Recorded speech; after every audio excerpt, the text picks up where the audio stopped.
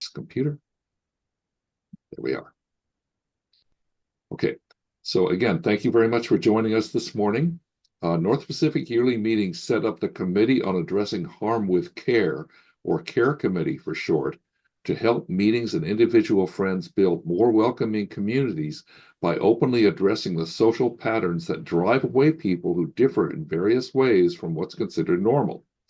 We provide workshops and resources for study and reflection to help friends disrupt these patterns within themselves as well as within our gatherings. The purpose of this workshop is to discuss the content of the resources that the CARE Committee has made available and explore its application to the life of meetings, worship groups, and NPYM as a whole. But before going into these resources, I'd like to tell you a little story from my own experience. In 1970, I worked as a community organizer intern in the Germantown neighborhood, which was incidentally the sorry, I'm trying to share a picture here.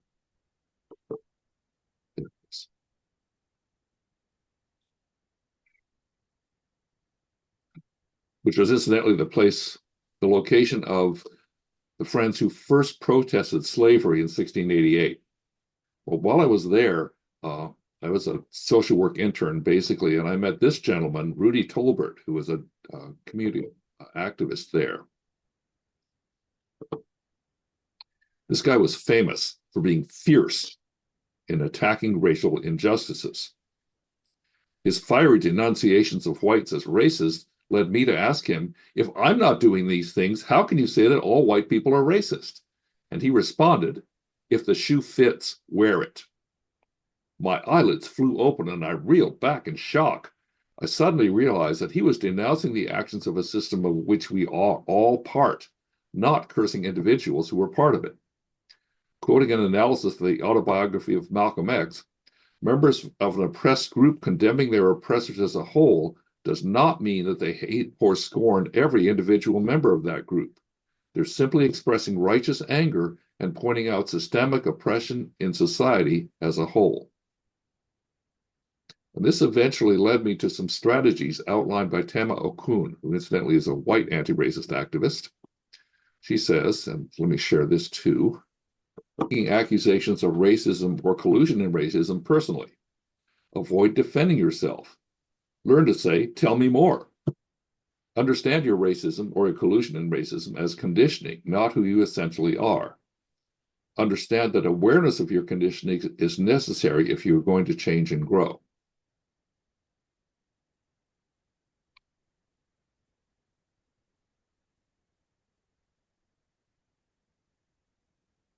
So that's my personal background. Now I'd like to talk a bit about microaggressions. In my personal experience and in the testimony of many friends, this is what we most need to learn about right now. What are microaggressions and how do they affect marginalized people? Still don't think that microaggressions are a problem? Oh, you're so well-spoken. Oh, just imagine, instead of being a stupid comment, a microaggression is a mosquito bite. Ugh, it's a compliment. Mosquito bites and their itch are one of nature's most annoying features. But if you're only bitten every once in a while... No, where are you really from?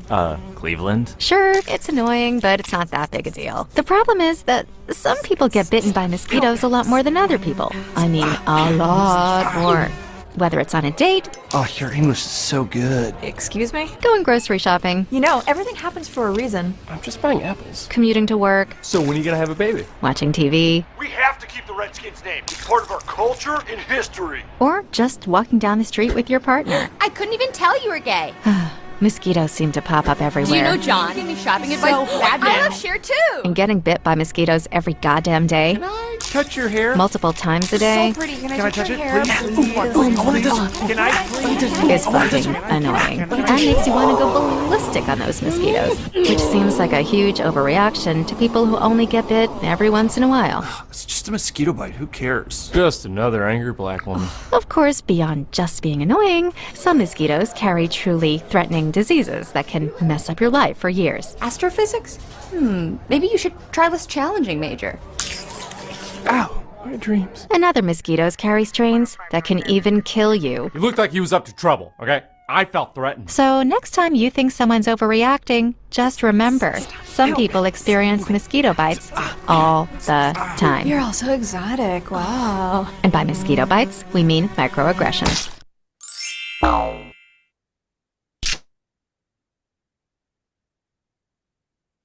I think you get the point.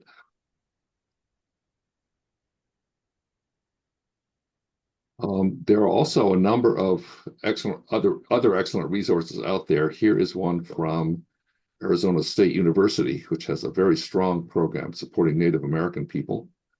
Let's show you what this looks like. There it is. So you can see they have articles, they have videos, they have books, lots of cool stuff. But my favorite resource for this is a video from the BBC. Happy birthday to... Take it away, Amanda! No, I'm fine. Oh, come on, it's Sarah's birthday. Let's hear you sing, girl. Sing. Come on, Beyonce. Happy birthday to you. That was so beautiful. Anyway, who wants some cake? Yes. It's not easy being the minority in any situation, but in the workplace, as the only black woman, it can be a very frustrating and stressful environment.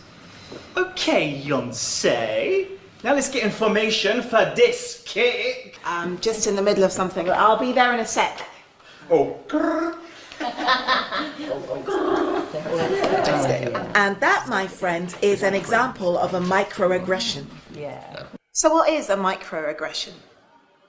Brief, commonplace, daily verbal, behavioural or environmental indignities, whether intentional or unintentional, that communicate hostile, derogatory or negative prejudicial slights and insults towards any group, particularly culturally marginalised groups. That's right. I've read up on this. It felt so good to be able to label that behaviour, to give a name to the underlying stress and discomfort that comes from being confronted by microaggressions. He means well, but that's what makes these aggressions, well, micro. Intent is not the same as impact, and a throwaway comment or joke can have a huge impact on the rest of someone's day. I spoke to some friends about their experiences in the workplace. How does it make you feel? So we talked a lot about like these microaggressions, out and out racism, like in the workplace. How does that make you feel? I know that I definitely feel kind of other, very separate to an extent that I don't talk about any kind of black experiences I have outside of work. Some of the things that I don't like are those sweeping statements. Has anybody got an umbrella? Debbie will have one because black people don't like to get their hair wet. Right. And here is the kitchen, where we really get things cooking. But seriously guys, this space is used by everyone, so just be mindful about strong-smelling foods. 3. Right, up next, the photocopiers. I'm always like super polite, super kind, super cordial. Everyone's like, oh, Essie's super friendly, but sometimes I do just want to like snap back at somebody or get annoyed, and I feel like I can't. I feel like the second I display passion for doing a good job, people are like, whoa, whoa, whoa, whoa, whoa. That was great, Amanda. I'm not sure the figures are quite accurate, though.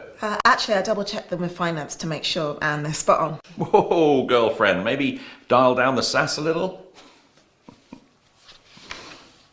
For a lot of my white colleagues, they're quite happy to just have all these discussions about racism, but because it doesn't affect them emotionally, whereas for me, it's quite difficult to hear those conversations because it's like I've lived through a lot of that, and I'm just trying to do my work, and you're bringing up these really difficult issues for me. Oh, Amanda, thank God. Explain to Sarah what the Black Lives Matter movement is. All jokes aside, it can be very difficult when you find yourself on the receiving end of this kind of behaviour. So, what can you do about it? So I'm stopping there because this is just to bring up this video as an introduction to these ideas, and then she goes on to some techniques, and I actually want to share some other resources on that.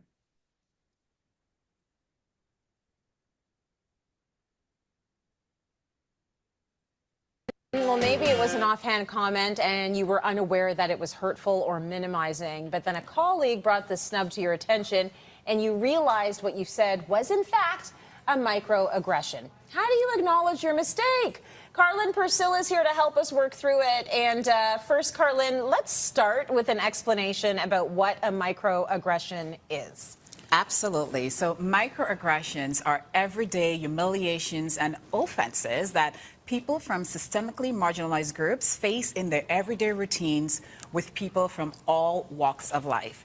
And the thing about it is that those comments and those remarks, they often seem a little bit not that harmful, but in reality, the accumulation of those experiences, this is how we get to the macroaggression. And what we often find is that it means that there is evidence of the systemically racial unconscious bias present in the everyday interactions.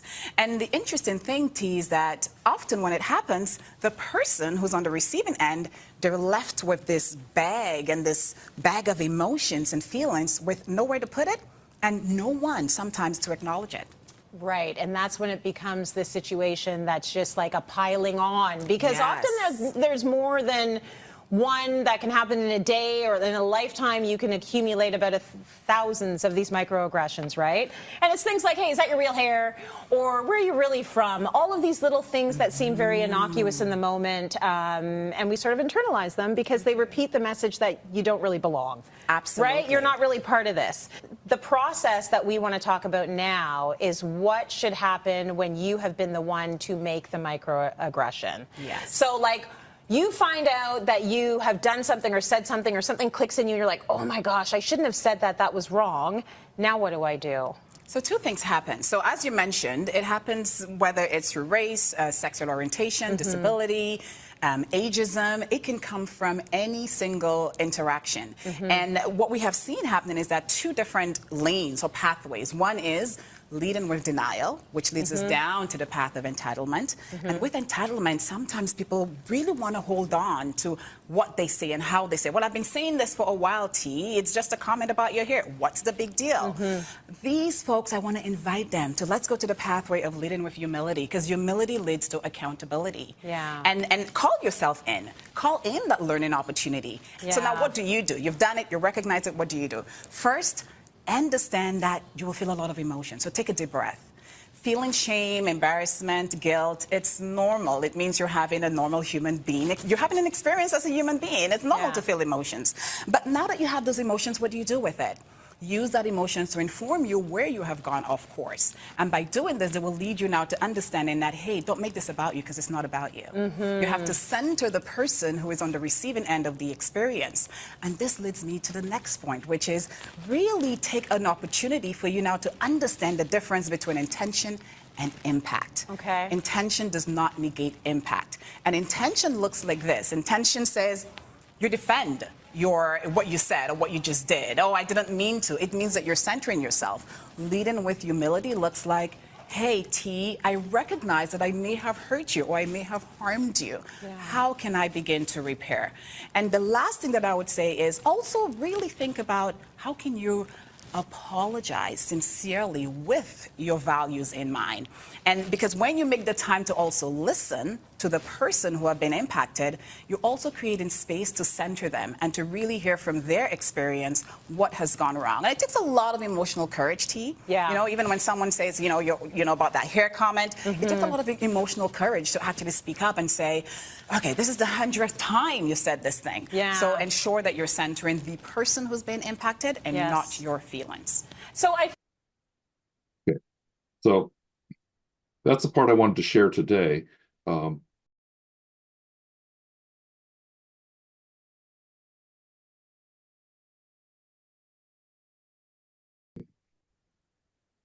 Stopping microaggressions. Think before speaking. Do I need to say this? Is it helpful? Might it be offensive? Use micro affirmations. Lift people up, welcome them, honor their presence. Practice cultural humility. Don't assume you know who people are. Not knowing puts you in a position of learning about those around you.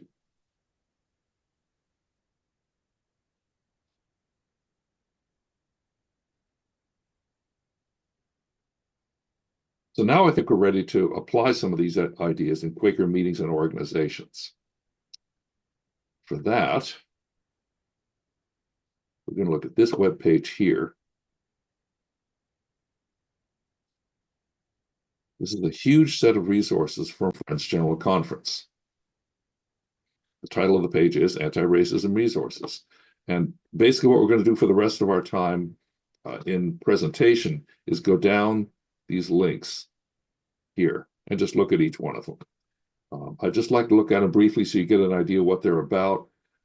If you see something really cool, please make a note and we'll come back and look at it. The first one is African American Quaker Profiles. These are little historical accounts of a number of prominent friends who happen to be Black or African American. Yes, you can see that. Good. Severa Green. I'm sorry if the print is a little small, but she was an academic anthropologist. And in the early 1970s, FGC asked her to study the problems of and possible approaches for attracting more Black members to the Religious Society of Friends. And she, within a few months, she had a report out called Blacks and Quakerism, a preliminary report. She described her procedure and the small sample she was able to find, and found some really interesting conclusions. Some of her observations was that previous to their introduction to Quakerism, her African-American informants knew little about Quakerism. Those who did tended to have similar socioeconomical and educational status as friends of European descent. She also noted that the attractive features of Quakerism for her interviewees were patience, casual dress, lack of ceremony, and general Quaker understanding towards humanity, though some also saw patience as a way to cop out of the racial conflict of the time. There was also confusion about the terms peaceful, passive, and passive resistance, and for some, these terms were too closely associated with the submissiveness demanded of enslaved people in order to survive. And then there's some resources about her. And then we'll take a look at the next one. Paul Cuffey. If you studied Black history at all, this name has probably come up because he was a real superhero. He was a sailor, but he taught himself all the knowledge that a captain would need to know on his own, and earned his wealth through whaling and trade in the Americas and Europe. So he began shipping at the age of 16. But this was dangerous because of pirates. And then in 1793, Congress passed a fugitive slave law that gave owners of enslaved Africans the right to retrieve an escaped enslaved person from another state. The enslaved were not entitled to a trial, a hearing, or able to testify for themselves. And this law put Cuffey and his crew in continual peril of being kidnapped and sold. So he went on to become an education activist, fought for civil rights, for equal rights in many ways. And then it talks some about his involvement with Friends. And then Bayard Rustin, probably the best known of the three, was basically Martin Luther King's organizer, especially for the big march on Washington. But it talks about all of his early activism, his involvement with Quakers, his civil rights organizing, and then post-civil rights organizing. So these are historical accounts showing that there have been people of color around Friends, especially Black people. Now, of all the resources on here, this is the one I'm actually most excited about. This just came out a few weeks ago, January 27th, 2025. A group of friends, including our own rising clerk of our yearly meeting, put these advices together for the use of clerks who want to be anti-racist in their practice. So they start very carefully with a lot of notes on their audience, the terminology, how to navigate the document, and they invite feedback, and they plan to revise it and issue future editions. So here you can see the people involved. There's Euclid right there. Yeah, and then this is the document itself. You can download it. I have done that for you, so I'm going to stop sharing, and yeah, this is the same text we just looked at. The authors. Okay, so they start with an outline, which also functions as kind of an executive summary, so you can see the main points. And the very first point they make: know thyself and do your personal work so it isn't about you. Okay, and then build a support for yourself, an anchoring committee, work with a co-clerk, do some reading, and clerks of color, make time to be in people of color spaces and get the nurturing you need. So this is just getting ready to be a clerk. This is good advice for anybody anyway. Build, renew, and strengthen ties with and within your Quaker body. Again, building relationships. And notice who is not in the room. And then the actual clerking practices themselves. Before the meeting, develop your agenda and background materials mindful of racial dynamics and the goal of becoming an actively anti-racist faith community. Now, FGC has explicitly done that. Our yearly meeting has adopted a minute, which we'll discuss later, but I'm not sure we've gone quite as far as FGC has. Use some version of FGC's race query when considering each item for the agenda. And this is the query right here. Where's does this query? Oh, okay. Right there. How does this decision bring us closer to being an anti-racist faith-based community? And they literally mean every decision. I've seen it. And then, a number of other potential actions for a clerk to just get ready for the meeting. Making sure your background materials are accessible to a wide range of participants with different learning styles, communication preferences, ages, levels of education, and make sure that reading written materials is not the only way people can participate in decision making. And you can see there are a number of other, I think it's just general good advice, but like considering having pre-business session meetings to till the soil in advance, prepare spiritually before clerking. Everyone should do that. And arrange for someone to hold the clerks and the body in prayer before and or during the meeting. And then during the meeting, be willing to experiment with different ways of doing things, open hearts, and meet needs first. Okay. Consider starting meetings with a carefully selected inspirational quote. Be public and intentional about explaining new practices that are meant to prevent racial harm or wounding. Consider using noticers to observe the decision-making process and help the body reflect on its progress, or lack thereof, toward the goal of becoming an anti-racist faith community. And I'm going to skip the rest of them, but you see the way this is going. And there's a lot of them. And finally, help the body to regularly renew its connection with the spirit and seek guidance during meetings. Now, what happens when conflicts and chaos occur? Because they will. Accept it. That's going to happen. Remember that avoiding conflict per se is not the goal. Be willing to lean into pain and conflict. It may be what God is asking of us. Help your group recognize, name, and accept its varied fears and understand each other's different responses to the same situation. And then take steps to manage the chaos. Step back from the immediate confusion and name the phenomenon, or invite noticers or others to do so. Reassure the body that this is a recognized, if frustrating, way station on the path to greater racial awareness and competence. Consider exercises or discussions to surface problematic beliefs or attitudes, and model humility. Admit when you need help and turn it over to the body when you don't know what to do.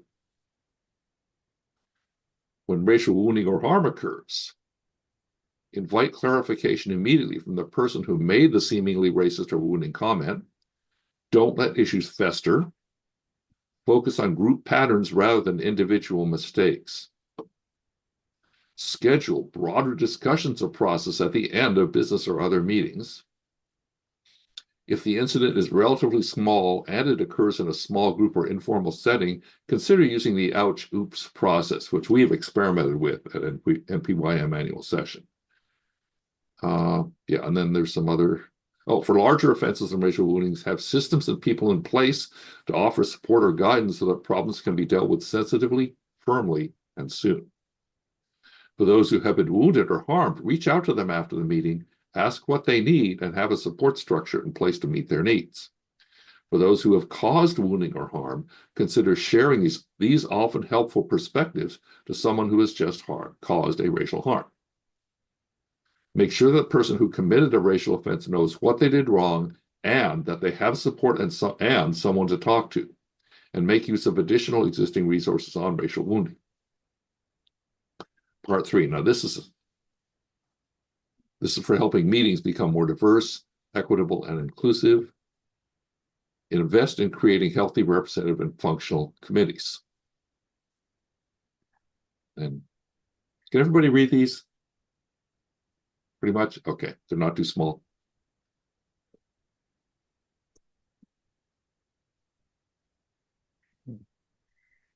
And the one I want to emphasize is make sure committees understand that the task of becoming an anti-racist faith community is everyone's work.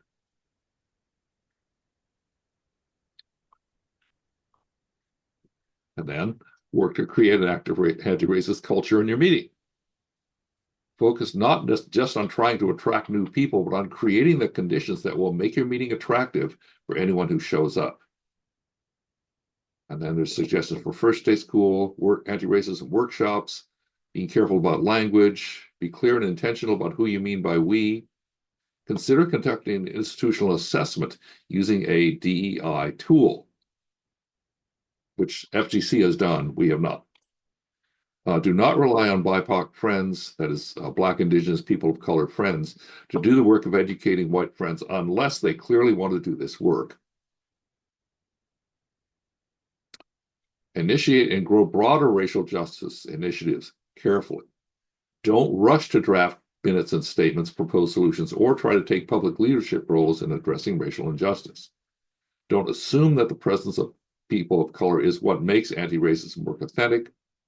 Understand that there's a delicate dance between white and BIPOC friends when it comes to leadership on racial justice work.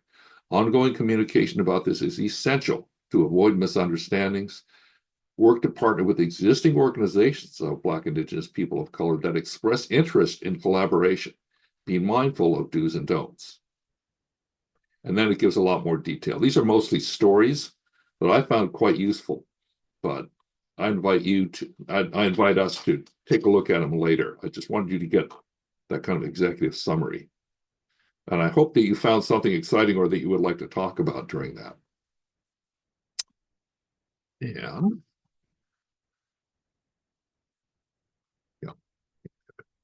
Okay, just to finish up my part.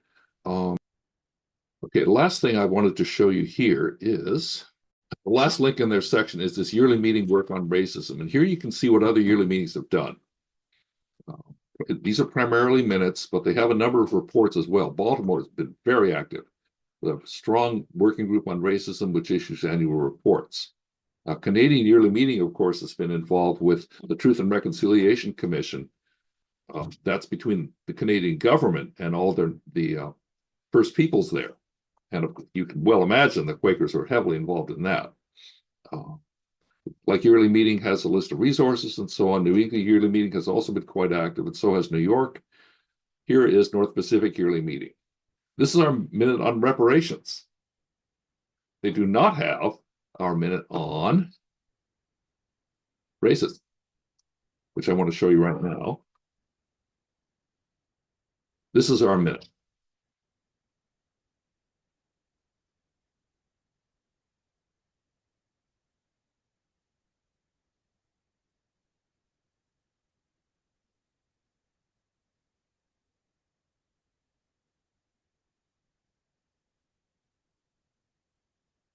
So we start with saying who we are. We acknowledge that white friends have erected barriers to friends of color and continue to perpetuate systems systemic racism in Quaker systems. We commit to examining Friends' traditions and actions for barriers that exclude people of color. And we commit individually and as meetings to take action that dismantles oppressive societal attitudes and institutions, creates equity, and constructs multiracial movements to solve the pressing problems of our times. We accept the challenge to co-create beloved community with equality of opportunity, respect, and spiritual and economic well-being for all people everywhere, and we will create a team of friends who are outreach to quarterly meetings, monthly meetings, and worship groups to assess what assistance they would like in uprooting racism, offer resources, and or provide experiential workshops that allow for deep listening and work toward removing barriers. And then we have a resource sheet right here, which that team has in fact continued to work on over the years. So now I'd like to present a little bit about that team. Here we are.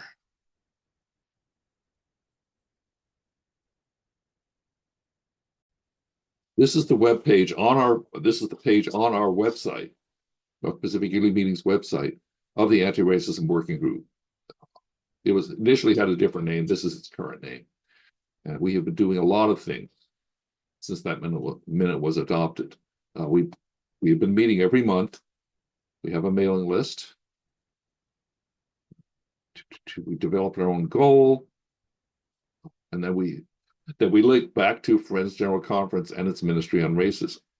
And then we note that in 2022, the yearly meeting adopted a minute in support of Indigenous people, and we're basically just telling people about that. Now,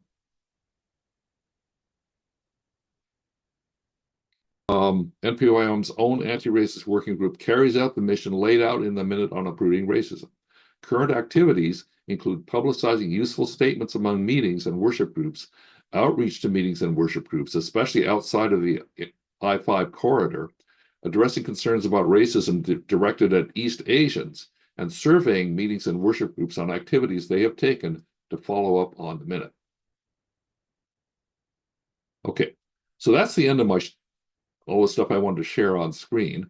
Now I'd like to know what you thought. What would you like to see more of? What would you like to talk about now?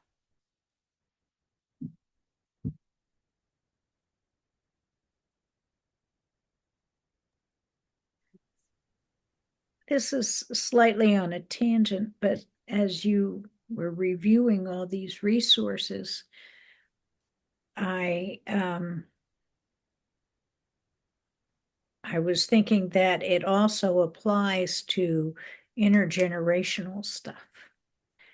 And most of our meetings are white-haired folks, and we're having an influx of people under 40 right now, which is nice. I mean, not in huge numbers, but wow, they've come more than once. And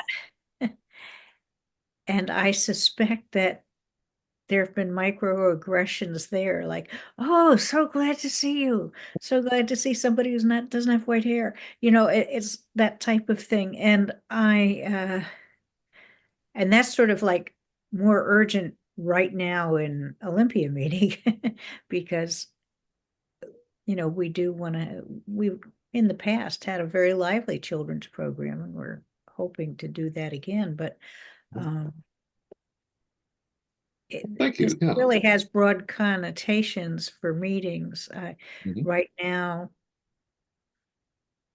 we don't have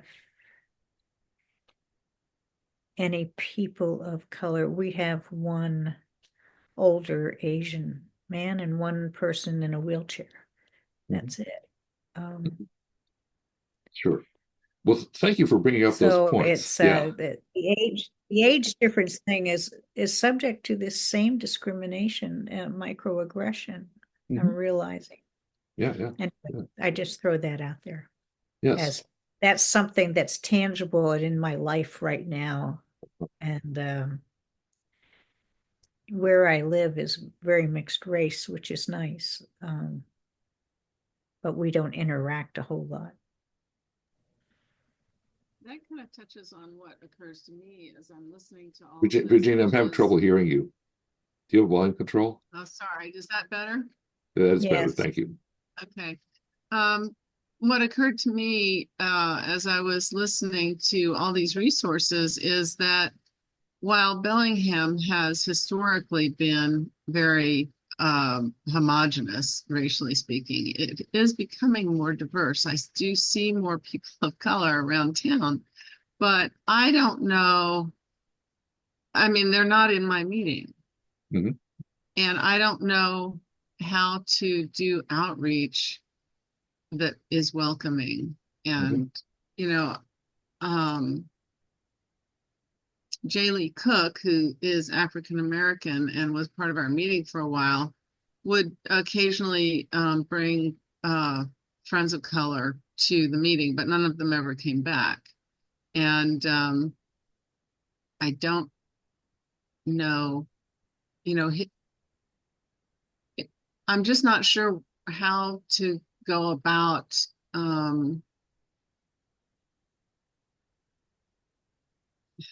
forming a more diverse Quaker meeting.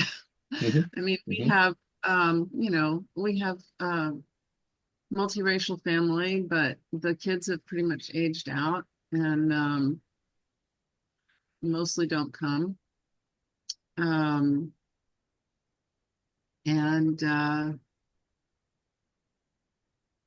Yeah, and that goes for the white kids as well as the kids who are of color. So I don't think it has anything to do with racism, but who knows?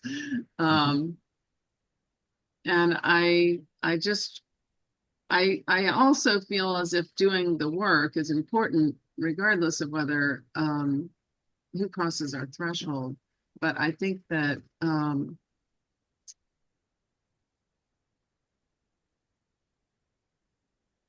it's just a source of concern to me. Okay, thanks. Yeah, people are identifying, you know, important topics with relation to these resources. So please continue. I do have something to say about that, but I want to wait and hear what other folks have to say first.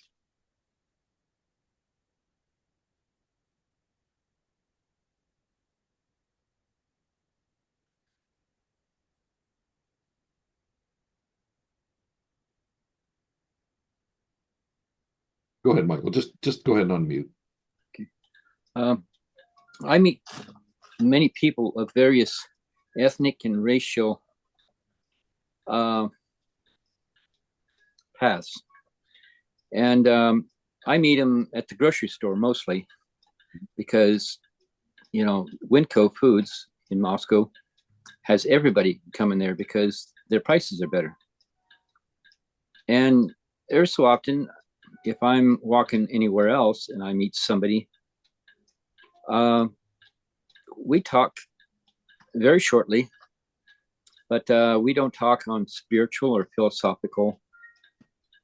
And I don't meet very many people who get into spiritual or philosophical thinking or wanting a discussion on such things.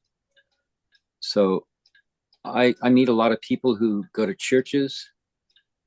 Some of them are very religious, and I won't say that I understand that they're focused on that mainly, but I try to just kind of stay open and, you know, just let the experience be just communication, open communication, friendly.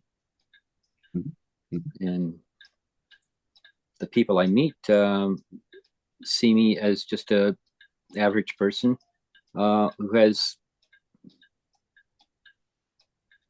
certain qualities of peace. You know, they like how I'm peaceful and open, and so those are some of the things that as Quakers, many of us, if not all of us, embody. And that right there can be a clue or a quality that needs to be understood. Okay, thanks, Michael. Did you notice anything in the resources that you might find helpful? I did see a lot of the resources that we, as a meeting, would embody be the word. It just, I guess, resonate with. Okay. Yeah, I was interested in the anti-racist clerking advices. I had seen something about that, but I hadn't actually gone digging on the website. So that's something I'll go look at more for sure.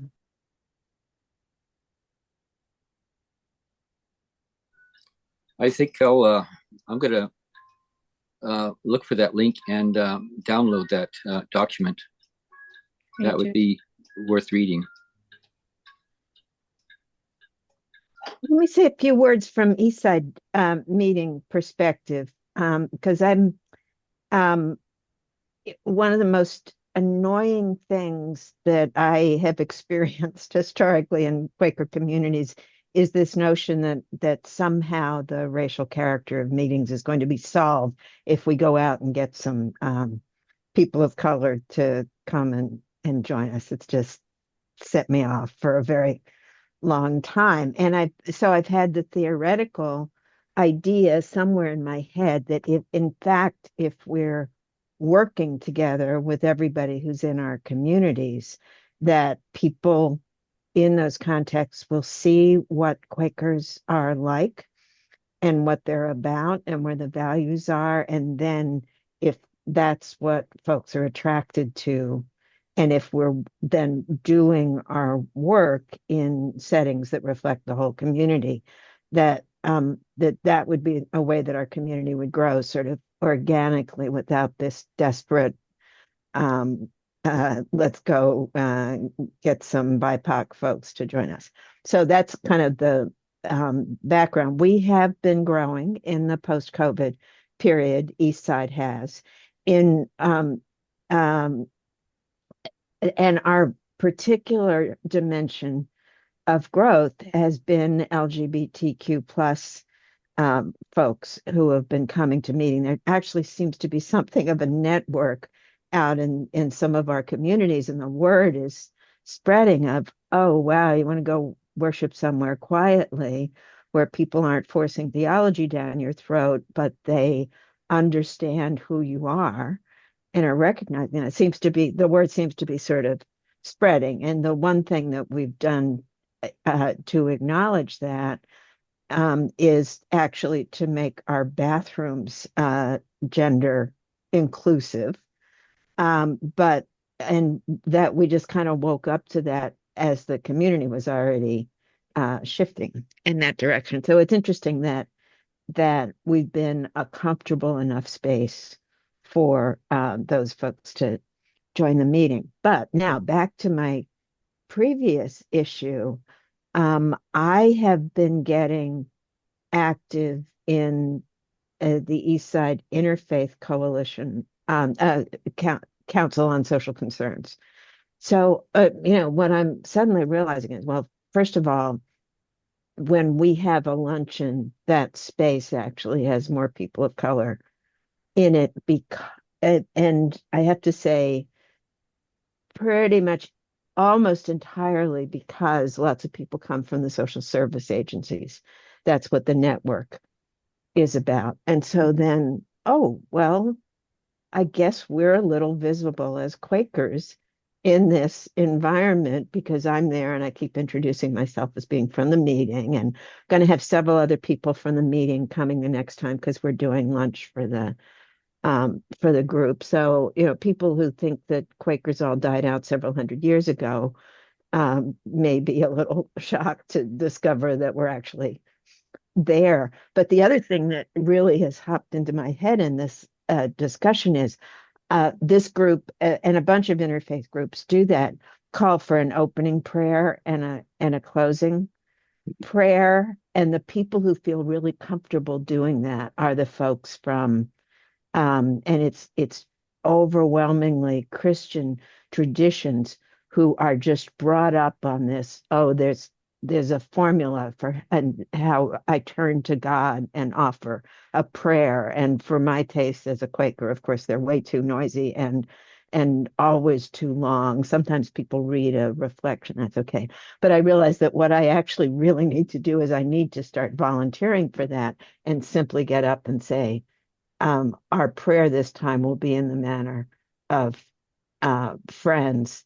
Let's gather in the spirit with a moment of silence and hold that for long enough that there's a little moment of recognition of what Michael just talked about, which is where silence and calm centering fits into an interfaith environment. So at any rate, thank you for raising all this, because it really made me go back. Oh, and the other thing I should say about our community, we're on the east side of the Seattle area. We actually meet in a city, Bellevue, which is a majority minority city. The place where I live, Redmond, has the highest percentage of Asian population of any city in the state of Washington, and the racial groups heavily South Asian and East Asian, with lots and lots of Latino folks as well, and some African Americans, but that's a relatively small group in the East Side. So when I recognized white supremacy and the way it's operated in history, it has operated in relation to all those groups. They are there in the environment.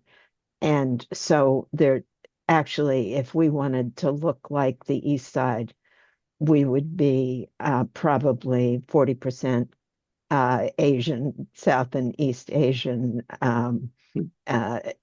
maybe 5% African American, which for a small meeting gets to be small numbers of people, and some Latino. So just to kind of shift so where you are really makes a difference in what looking like the community would be, would actually look like.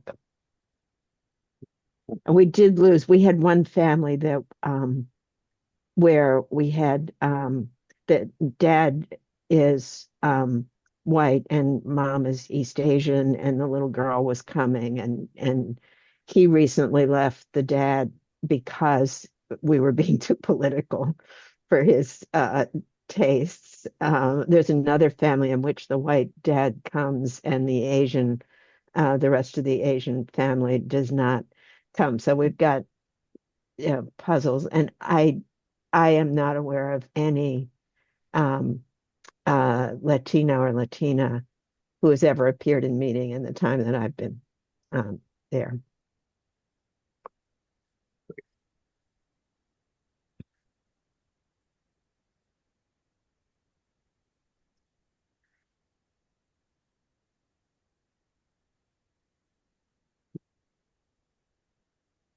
So what I've heard so far is that most of the interest I've heard expressed has been in the very recent guidelines for clerks, the advices for clerks. Am I hearing that right? What do people think about the videos on microaggression?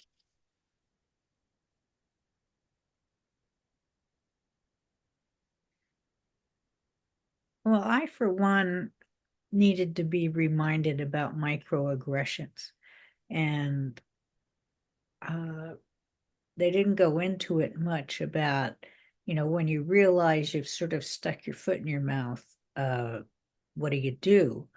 And it may not even be right away that I realize I've stuck my foot in my mouth. It's sometimes on reflection of going, ooh, and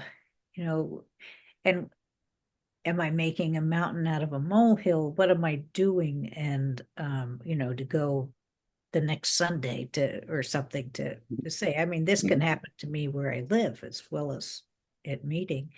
And, but I really appreciated getting the insights, and I thought the analogy to the mosquito bite was helpful for me in terms of envisioning it. And this has been true with the Me Too movement too, the intention versus impact question.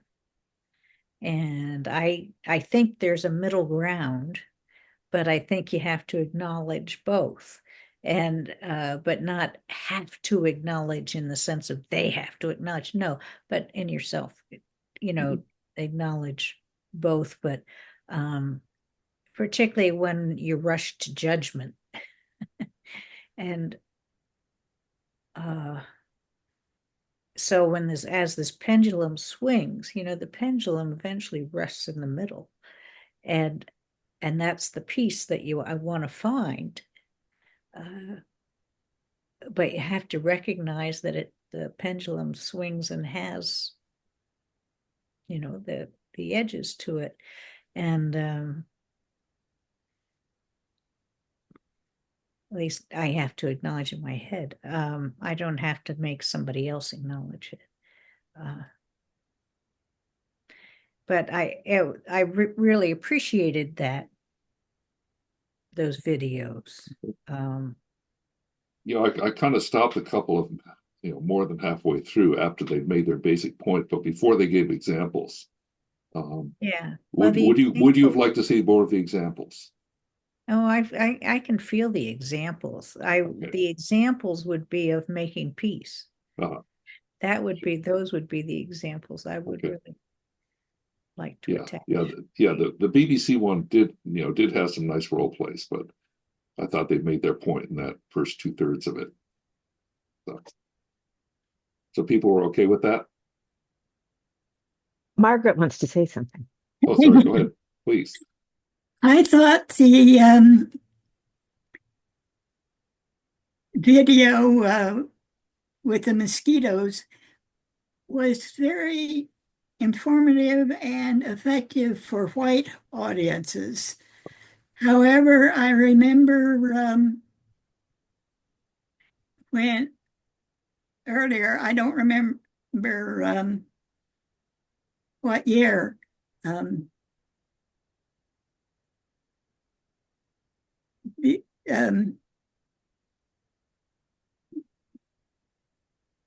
the committee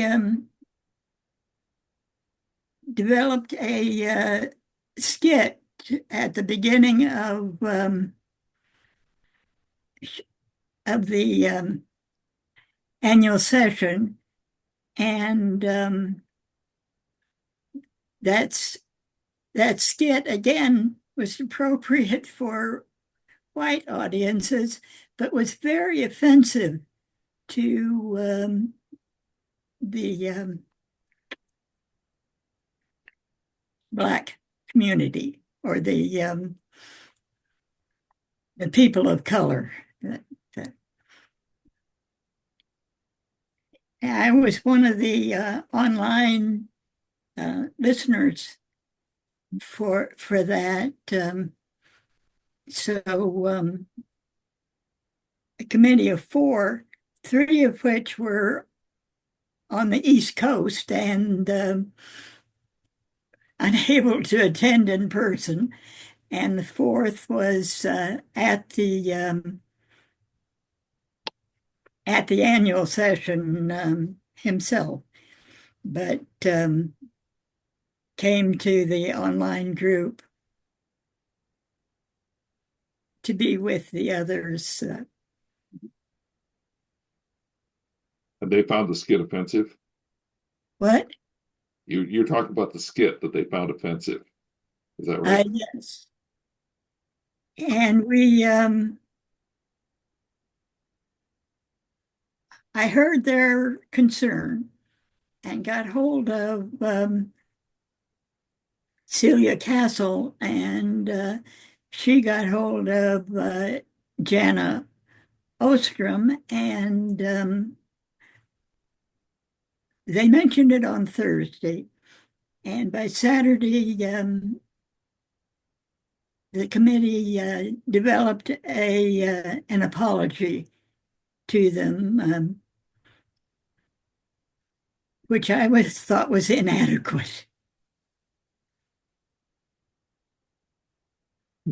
What would you like to have seen? Well,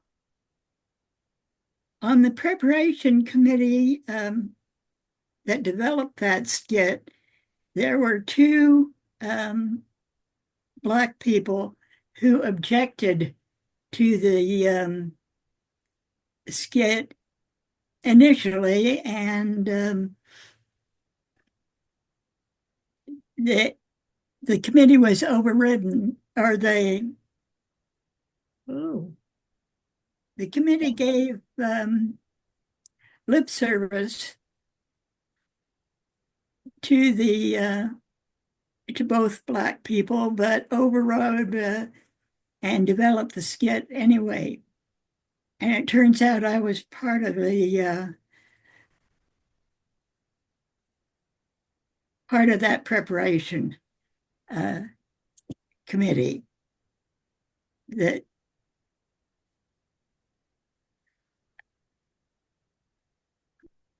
wasn't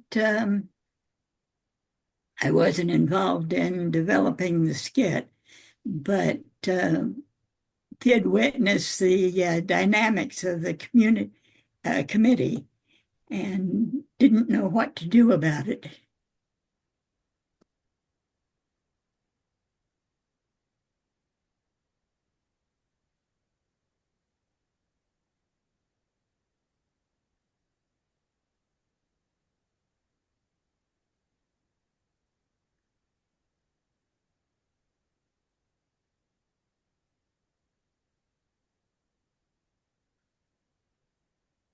I didn't see the skit before it was actually performed, although I was on the care committee at that time.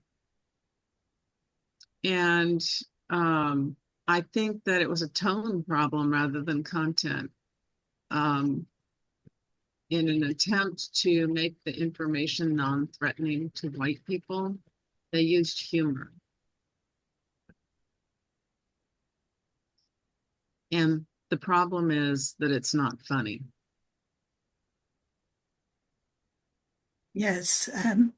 And so for the people of color watching this skit, it was as if they were making light of something that was painful.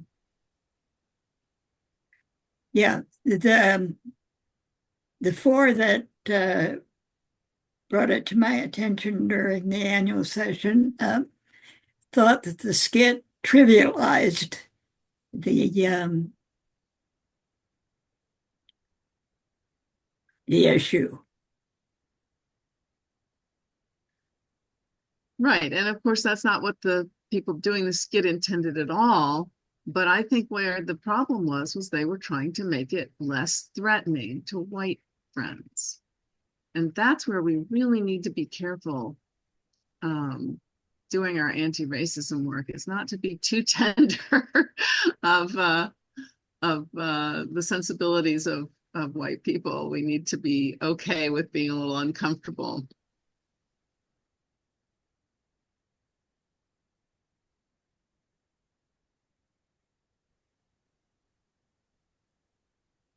Yeah, I'm not aware of any attempts to document that whole process, but you know, the fact that we're having to recall this to mind now, it sounds like it hasn't been fully processed.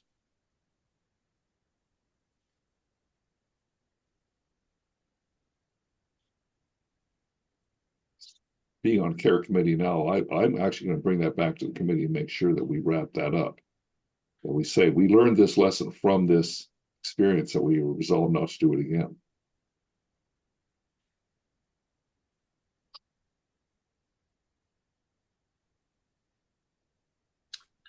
The world has a very strong systemic presence that is going to take a long time to clear it up. And educational systems may need to work harder in helping children to be raised more into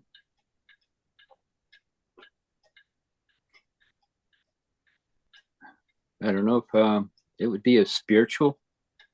Well, you can't really get into things like that, but children need to be raised up into understanding that everything they say and do affects everyone around them. But it's, yeah, even in meetings and committees, it's going to be a challenge because there are so many variables that keep changing. It's like it just kind of shifts, then gets interwoven, intertwined, and sometimes becomes too much of a knot to untwine.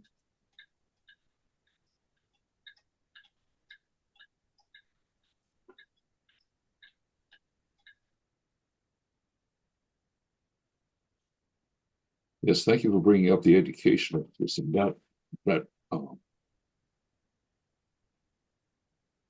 That led me to a perhaps not fully seasoned idea that one potential area for Friends testimony at this time, with all the attempts to wreck DEI, as the current federal government is doing, are definitely having a chilling impact on our educational system throughout the country and potentially here in Washington State. My thought is to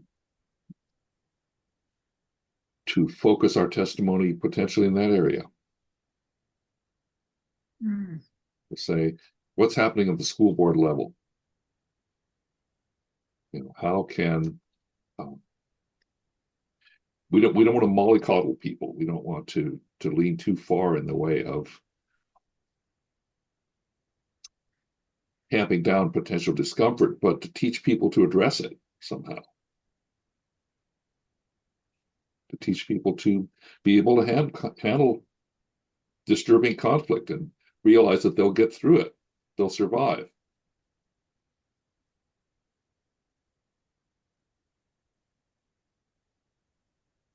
This is an issue in my current workplace. I work in an urban public library. And that's one of the things that happens in training is practice in addressing disturbing situations. Now, there's only a very little bit of it. I can see us modeling, if we're capable of it, modeling, dealing with disturbing conflict. As I said, this is not a seasoned idea, but what Michael was saying really reminded me. I'm remembering a time when I was able to defuse a potential attack on a major anti-war demonstration in downtown Seattle with some people from Mason County who came over. But I just got to chatting with them and they ended up calling me a very pleasant guy and fleeing back to Mason County. They said they were afraid of the violence in the city.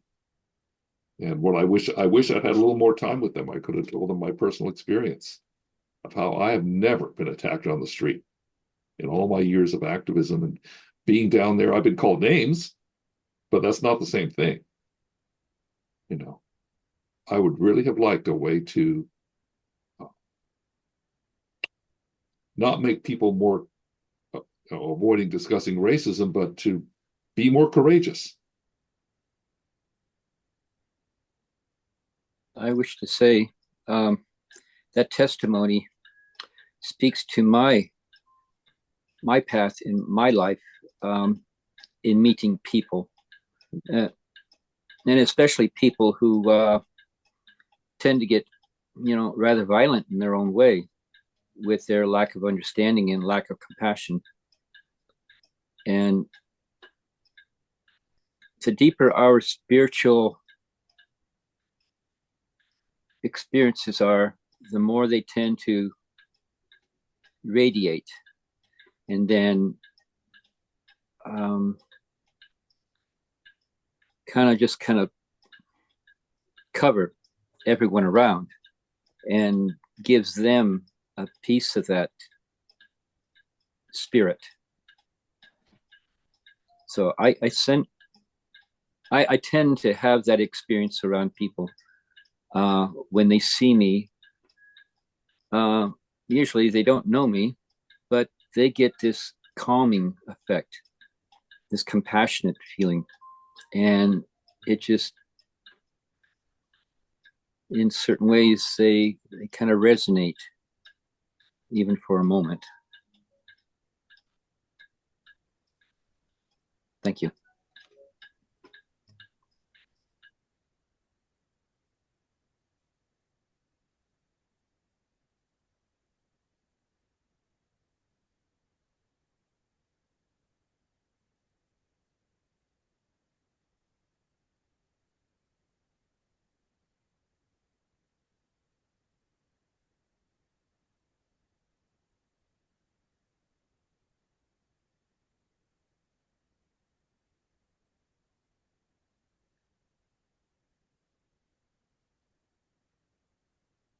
So I heard friends find the microaggression videos helpful. I heard friends are willing to apply some of the lessons coming from the FGC guidance for clerking. Were there other resources that struck anybody as useful or not particularly?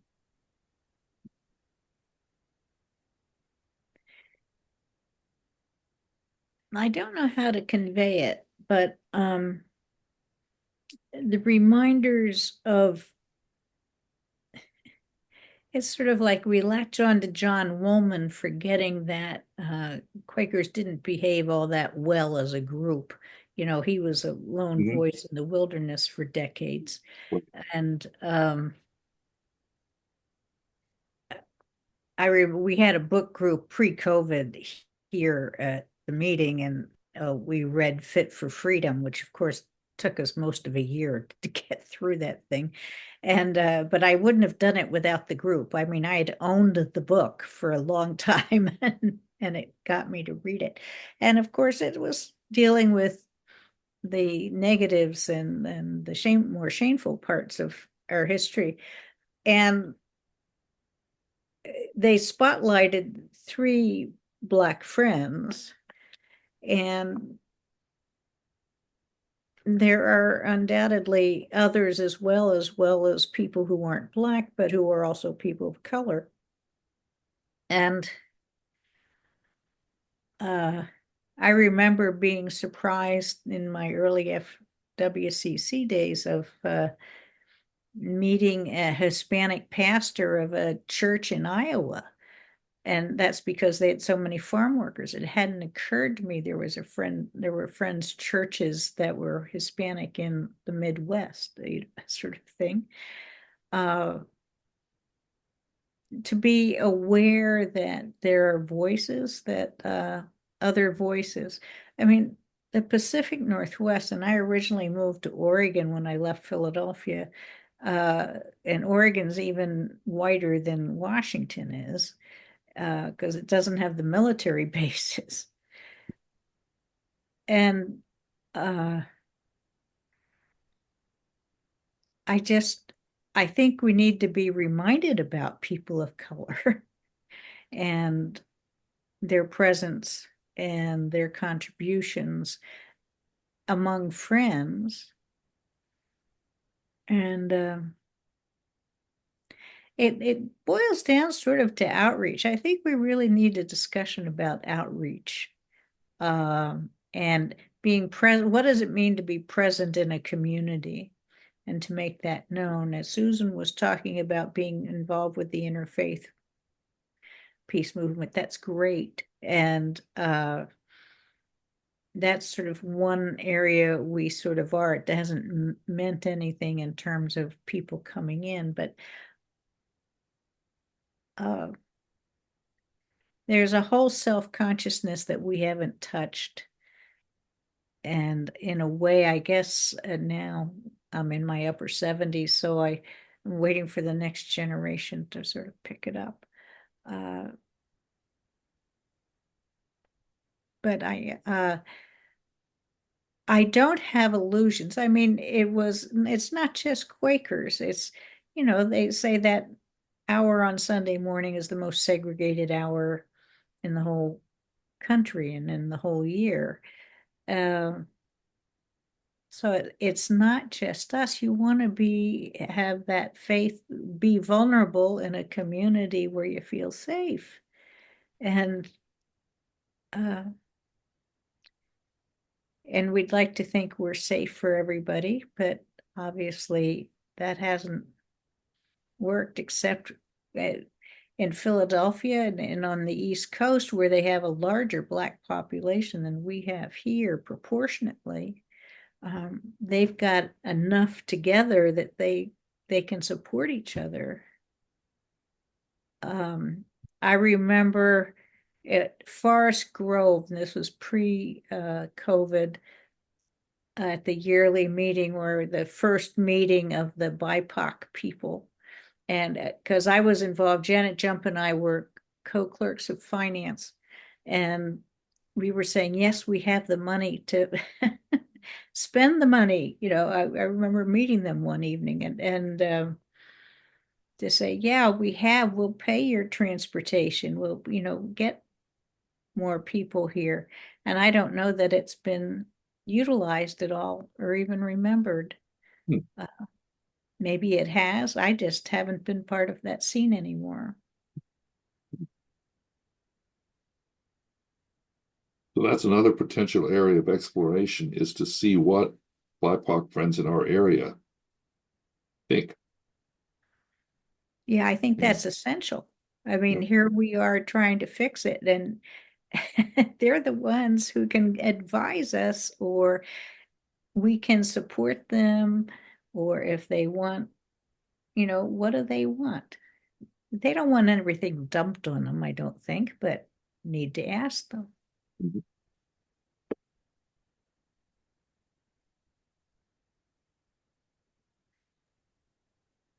I haven't heard much about it for quite a while, but one of the things that was really most eye-opening to me was the 39 questions for white people.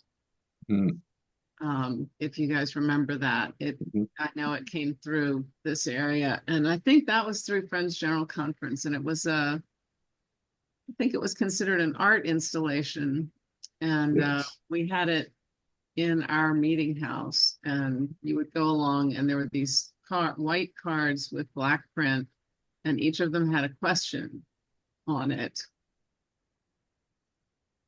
And some of them are very familiar at this point. We've been asked them a lot. How often do you think about being white, for instance?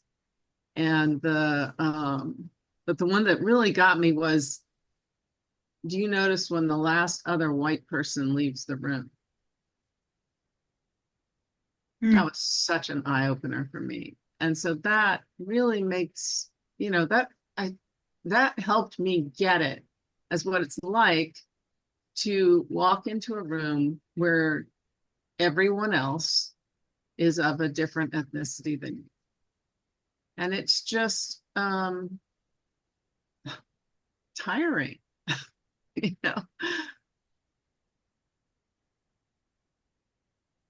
And I don't know how, I mean, I engage in this work because I want to make that, A, not happen as often, and B, be easier when it does happen. But also just to acknowledge that,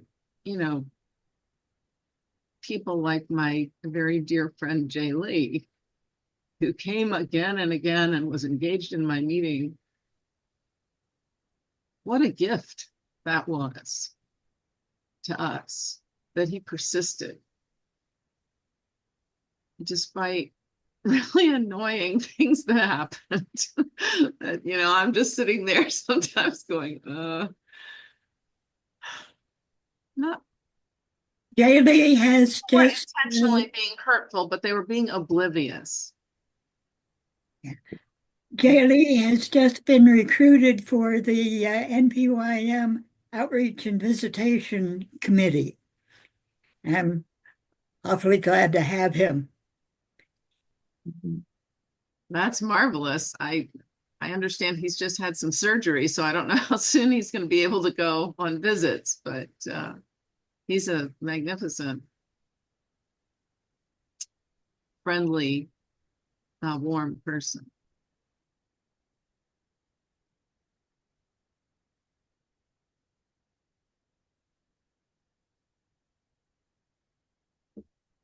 Okay, friends. Well, I have gotten a whole lot out of this discussion. I was thinking of wrapping up, but I want to make sure that everyone who had something they wanted to say has a chance to say it, especially in regard to these resources and how we might employ them. I'd love to find those 39 questions for white people. I think it's actually an AFSC project, if I remember. So they must still have it. I can certainly look that up. Yeah, I think you could probably Google it and come up with links. And looking at Virginia's flag in the background, the rainbow. Oftentimes, I would get into discussions and tell people to look at the rainbow. The rainbow came from what? Came from a white light and was split into many colors. And every people of every nation, of every diversity, is each and every one of those colors that came from the one light. And a lot of people have forgotten that truth.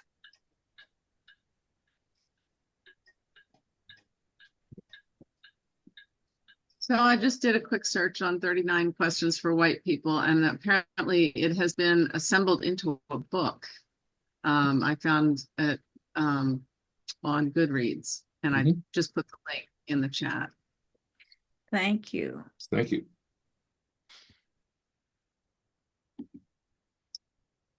Okay.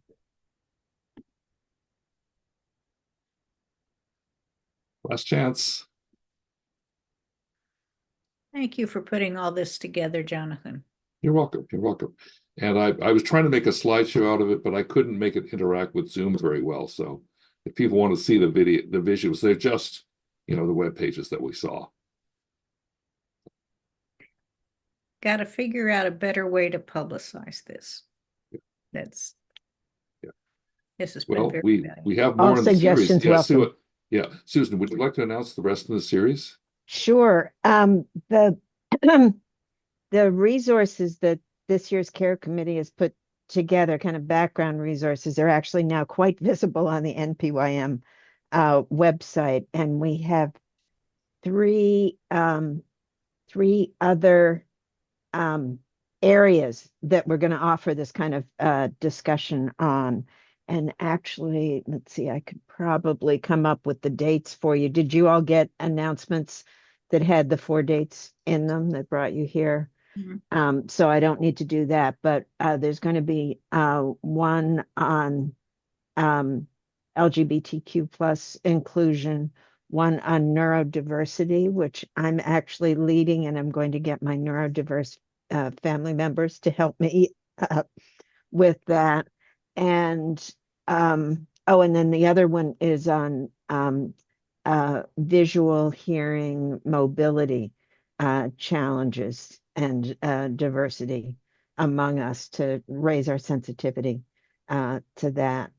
So, and then of course, if by popular demand, we could have Jonathan do this one again at the end of the series if we wanted to, but we're trying to do everything that we can as a care committee to get people prepared for annual session, and then all those lessons also apply inside our meetings. I gotta tell you, I didn't know what the care committee was, and I'm going, is this a new name for the pastoral care committee? What is it? When you say care committee, you're assuming something that I don't think you ought to assume in terms of what you are. Good point. Thank you very much. Yes. We should be clear that it is intended to address specific issues when people are harmed. Yeah, or just even what the CARE stands for in your minds. Yeah, it's not an acronym. It's it is like a not nickname. an acronym. Okay, No, I was it's a nickname. It's a mission. Yeah. It's a mission. I'll just say that this came into my inbox, and I quick sent it off to our e-news editor, and it was in this week's e-news.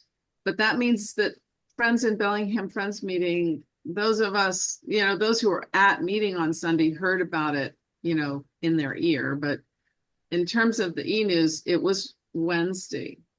So that was when people learned about it. If they'd learned about it a week earlier, it might not have been a bad thing. Sometimes people need to schedule stuff.